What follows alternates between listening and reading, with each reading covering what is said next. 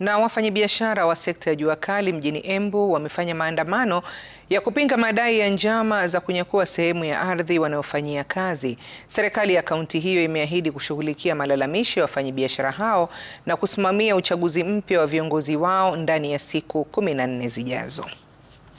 Wanieleze makosa yake. Na tutaenda huko na heshima zote. Shamba ni ya jua kali. Najua mahali shida iko na tupatieni nafasi kama serikali tutatue, lakini shamba hiyo haifai kugawanishwa kwa watu. So jambo la maana ni kukua ujue either umepewa hiyo title ama hujapewa title, haikusaidii sababu hatujauzishwa mambo ya kufanya nini kugawa mashamba. Tuwe cooperative, tushirikiane ndio tuweze kupata hii suluhisho kwa sababu imechukua muda sana. Si ndio?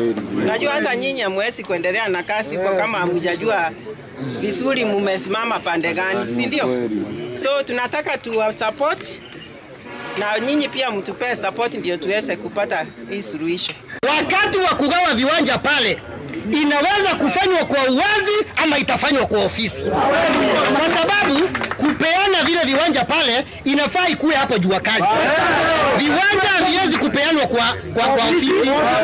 Vile viwanja vitapeanwa kwa jua kali. Sisi tunajijua tuko wengi na hatuwezi pata sote, lakini kama kuna mtu anapewa tunajiuliza, tunajua huyu? Tukisema tunamjua, akipewa tunafurahi.